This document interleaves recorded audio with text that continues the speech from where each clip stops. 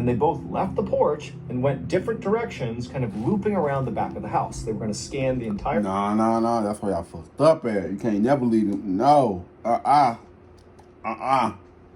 Don't separate. We stick together.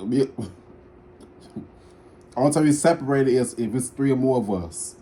You go in groups of 2s, 3s, but I'm not going nowhere by myself. Nah.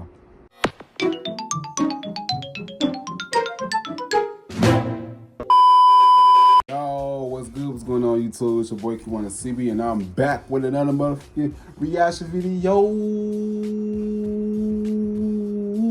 You know what I'm saying? Today, if you don't want to be reacting to a subscribe to question, you know what I'm saying? Today's video, I'm going to be reacting to Mrballen. What creatures brutally attack these men in the forest? Damn, bro. What the hell happened? Damn. What the hell? I'll be scared to go in the forest, bro. You know what I'm saying? But yeah, man, shout out to the person that told me to react to the shouts to y'all, shouts to y'all, shouts to you. You know what I'm saying? You got your video, give a thumbs up. You don't give a thumbs down because y'all know why. We don't care. It's just a tool. You want to see more reaction videos from me or any other videos from me? This guy's go on my channel and take my videos. If you're doing my videos on my channel, go ahead and click that subscribe button. You know what I'm saying? Get subscribe, grab a snap, subscribe to people that watch my videos with because this is about to be a banger, man. Let's get it, y'all. Let's get it. Full screen, let's get it. Today, we're going to look at 2 spooky stories about people's run-ins with terrifying creatures. But before we get into those stories, if you're a fan of the strange, dark, and mysterious delivered in story format, then you come to the right place because that's all we do, and we upload once a week. So, if that's of interest to you, please take the like button out to pet some furry, cute animals at the zoo, but instead of taking them to the zoo, take them to pet a pack of wild, hungry hyenas and stack their pockets full of hot dogs.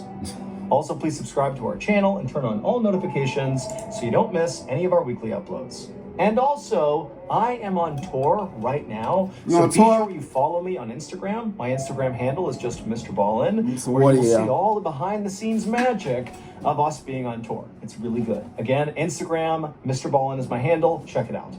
Okay, let's get into today's stories.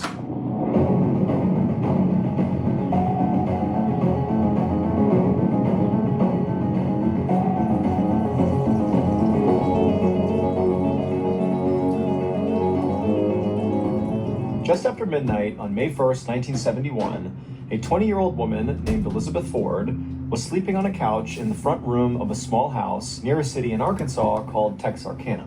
Elizabeth and her husband Bobby were staying at the house with Bobby's brother and his wife, who owned the house. Bobby and his brother were still both awake, and Elizabeth could hear them talking in the kitchen quietly. The house was surrounded by woods and swampland, and Elizabeth had opened up a window above the couch so a breeze was blowing in. Now, usually she slept really well with the sound of the woods in the background, but tonight she was tossing and turning. And this was because, as she lay there trying to sleep, she became very aware of a unique sound coming from outside that was not the sound of, the trees blowing in the wind or the insects buzzing. This was something else. It was a slow creaking sound.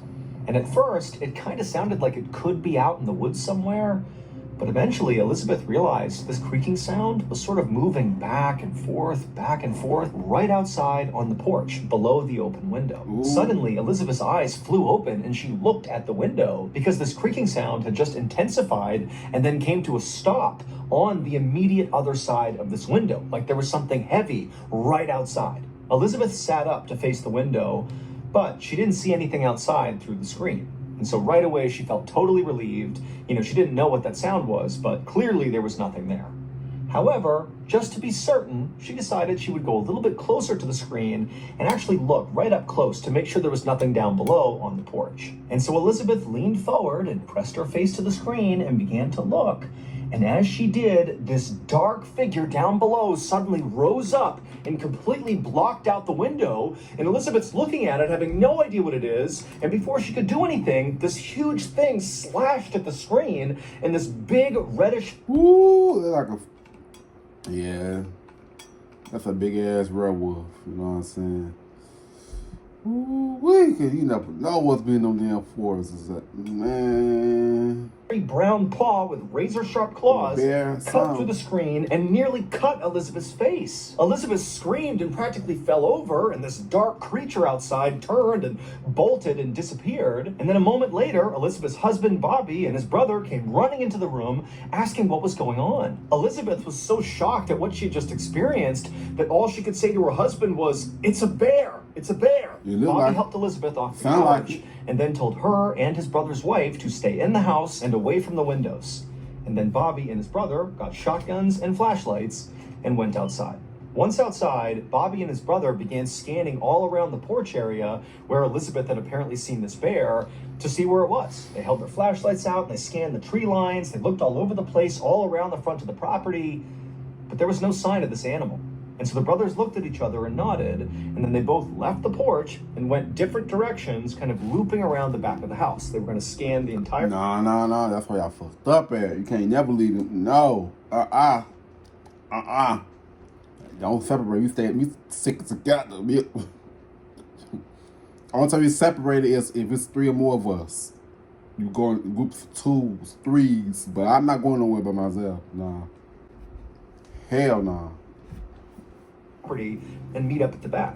And when they met up at the back, they still hadn't found this bear, and so they walked away from the house towards the tree line and did another big sweep together of the entire perimeter, again looking for any sign of this animal. But there was nothing. And so after a while of circling the property, the brothers decided that, this bear must have just run off. And so Bobby and his brother returned to the porch to figure out their next move. Both Bobby and his brother were hunters, and they knew that usually the best thing to do with the bears that roamed this area was to leave them alone. I mean, these bears could grow to be 500 pounds, and if they were provoked, they could run at 35 miles an hour.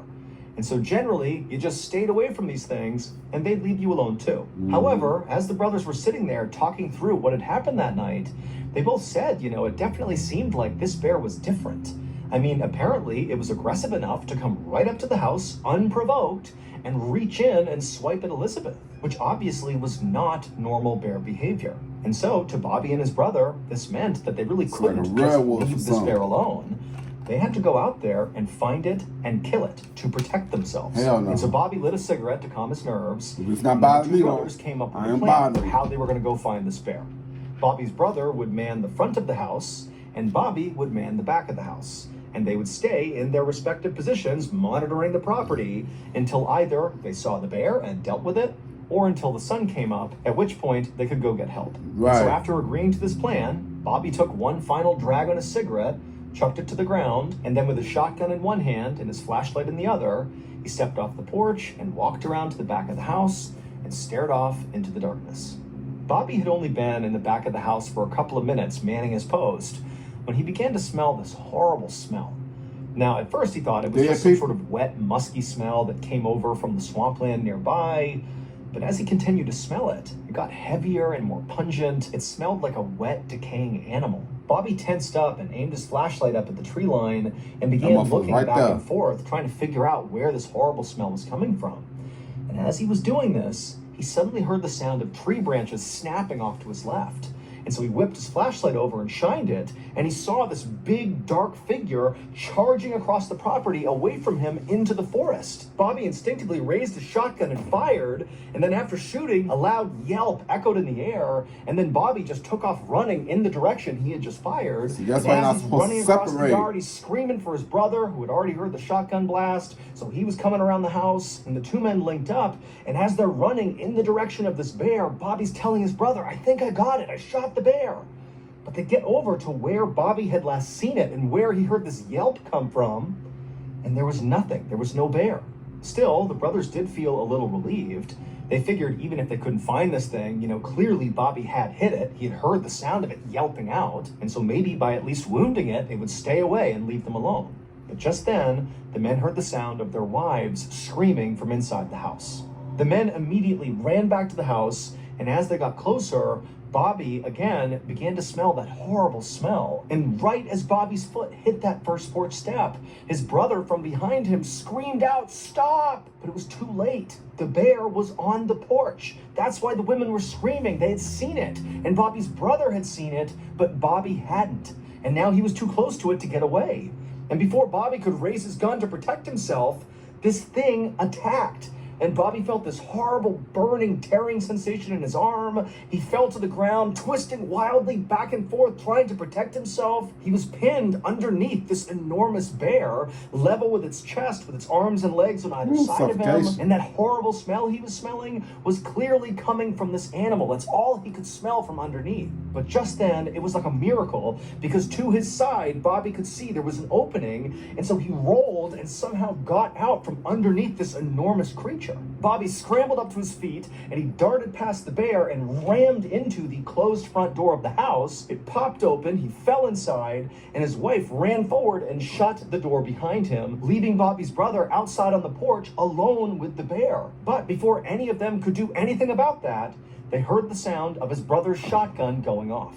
Then there was a long moment of silence. Inside the house, everybody was frozen. A few seconds later, the door slowly opened and Bobby's brother walked inside. Everyone was too shocked to say anything, so for a second they all just stared at each other, and then finally Bobby asked him, Hey, why I can just imagine shit in my head?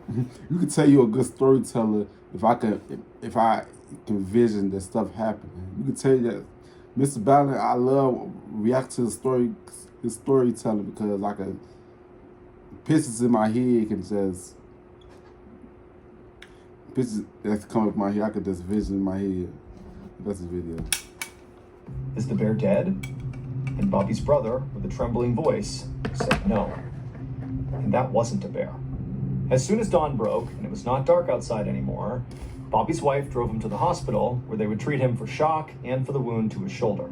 They had hoped to find it somewhere on the property, either dead or wounded, based on Bobby's brother's account of having fired at it basically point blank. But the creature was gone. They did find its tracks, though, and this discovery made it clear that Bobby's brother was right, that this wasn't a bear.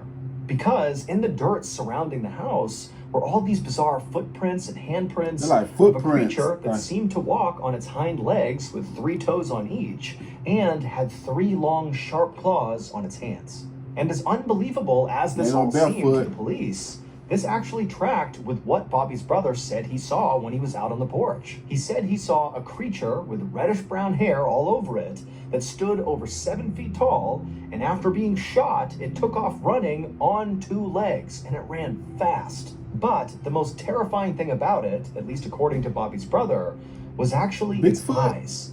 They were blazing red.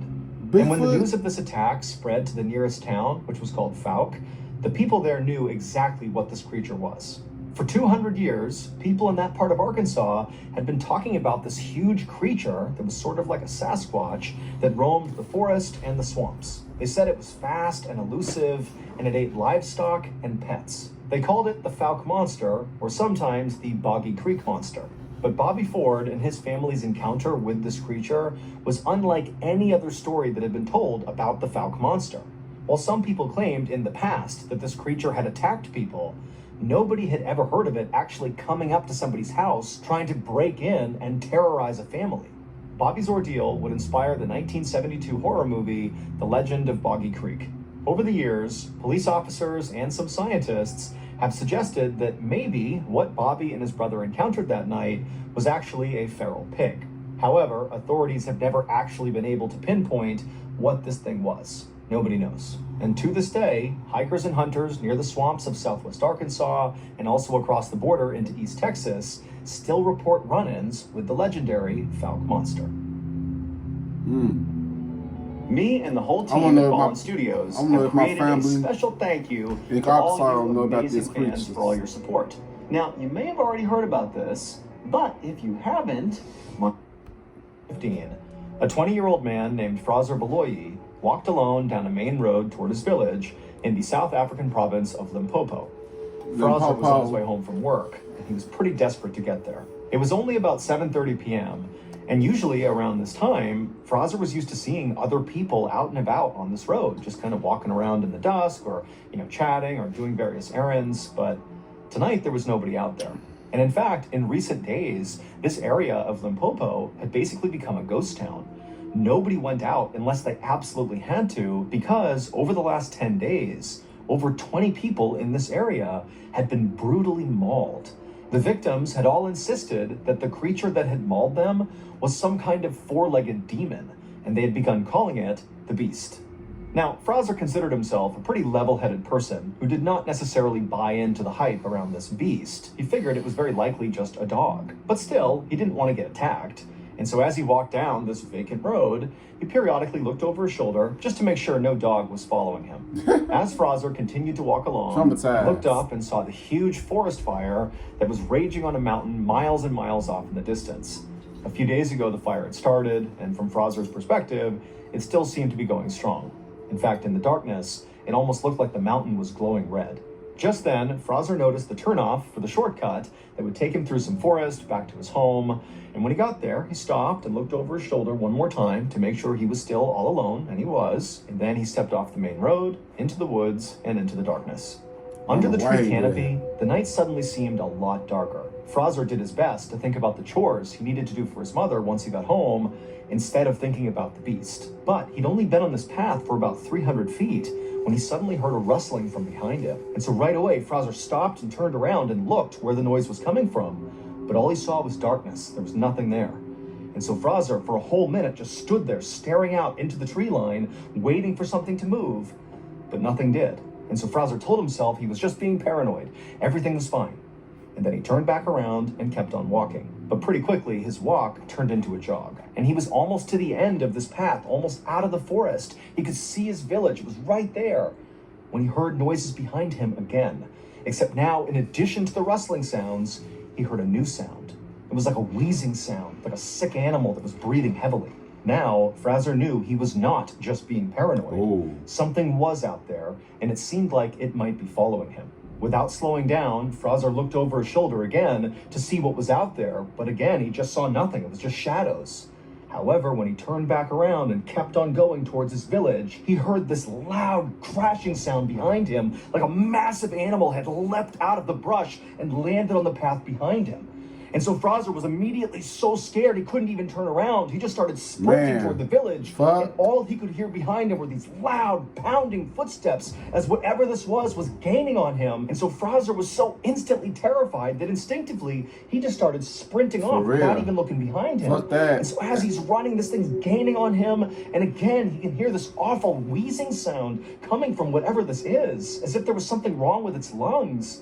And in Fraser's panic, as he's sprinting through the forest, Fraser's telling himself, it's just got to be a rabid dog. That's why it's making those sounds. But he knew that didn't track. This thing is huge. This can't just be a rabid dog. And so Fraser just kept on running and running. And finally, he got out of the trees, back into his village. And at the exact same moment, the pounding footsteps behind him came to a stop. But again, Fraser, he didn't turn around. He's too scared. He just ran for his door. His house was right there in front of him, and he gets to his door. He's about to open it up, and right as he does, he feels this searing pain in his neck. This creature, whatever it was, had leapt and grabbed onto him and bit down on the back of his neck. And so Fraser crumpled to the ground and threw his arms up over his head to protect himself. And with one eye, he can see it's this massive black creature on top of him, chewing on the lower half of they're like a scene. A 20-year-old man named Fraser leapt and grabbed onto him and bit That's like a second-tooth tiger. That's a video. Down on the back of his neck. And so Fraser crumpled to the ground and threw this happening and heard him screaming, came out and began smashing whatever this was with shovels. And so a second later, Fraser pulled away and dragged towards his house, and this huge black creature, it marched over to the edge of the tree line and just stopped, turned, and looked back at Fraser and his mother and the neighbors. And Fraser, as he's sitting there in total shock, he can tell that whatever this thing is, this enormous dog-like creature, this had to be the beast. That's what just attacked him. And in this moment, Fraser realized, this creature may have the shape of a dog, but it was not a dog. South Africa has its share of wild dogs, jackals, and hyenas, and typically they're multicolored and fairly small. And this thing was jet black, pitch black, and gigantic. And when this thing first started chasing Fraser, he'd had that panicked thought that maybe it was a rabid dog. But rabid animals are typically lethargic and confused. And this thing that was 15 feet away from them was absolutely alert and calm. The only thing sick about it was that horrible wheezing sound it would make as it breathed. And as Fraser and his mother and the neighbors just stood there staring at this thing, this creature just continued to stare back at them with piercing eyes. And its eyes were not normal. These were not like animal eyes or dog eyes. They were too small and set at the wrong angle. And there was real sentience behind them. They were human eyes. Just then, Fraser's mother grabbed Fraser and yanked him, kind of jerking him back to reality. And he scrambled to his feet, and he and his mother and the two neighbors, they took off running back into their respective homes. All the while, this creature just sat there on the edge of the forest, staring still in the direction of Fraser and his home. Once inside of Fraser's house, his mother immediately dialed the emergency number to tell the police about what had just happened, but the police told her they were not going to send people out there to deal with some dog. And so Fraser's mother decided she would just treat her son's wounds on her own until this dog-like creature had left, and then once it had, she would get him a ride to the hospital. However, as Fraser and his mother stared out the window at this creature, it didn't leave. It just sat there staring back at Fraser and his mother with these hideous human eyes for hours and hours. Finally, in the morning, it was gone. The attack on Fraser was the last straw for the people of his village. They believed the creature that had bit his face was the demon beast that had hurt so many other people. And so the elders of Fraser's village came up with a plan of how to deal with this beast. And so a few days after the attack on Fraser, this group of elders went off on a journey up into that mountain that Fraser had seen off in the distance that had that huge forest fire on it. And they were there for 2 whole days before returning to the village and telling everyone that they had successfully performed a ritual that had appeased their ancestors. And so hopefully now the attacks would stop. And sure enough, they did. They did not see the beast again. At least 40 people in Limpopo had encountered the beast at some point, either because they were attacked or they helped fend it off, like the neighbors did with Fraser. But because this beast was never caught, and it did stop attacking the village and just kind of disappeared, nobody ever actually figured out what it was. To this day, people in Fraser's village maintain that this creature was a demon and that it came down from the burning mountain. Because every person, including Fraser, who had encountered this beast, noted its wheezing, heavy breathing, as if its lungs had been damaged by smoke. In all, at least 40 people in Limpopo encountered this beast, either because they were attacked or they helped fend it off. But because it was never caught, there is no definitive proof of what it actually was. Shit, sound like a little werewolf to me. As many of you may know, the biggest event to ever come out of Mrballen Studios is fast approaching. Starting September 26th. Okay, this the end of it, you know what I'm saying? I know, shout out to Mr. Mrballen, you know what I'm saying? One of the best storytellers that I watched on YouTube, you know what I'm saying? I never get tired or bored out of Mr. Mrballen's storytelling videos, you know what I'm saying? Man, but yeah, man, shout out to the person that told us to react to this, man. Shout out to you, you know what I'm saying? But yeah, man, comment down below some more videos that you guys want me to react to or do next, and I got y'all, man. I love y'all. Peace out. Peace out.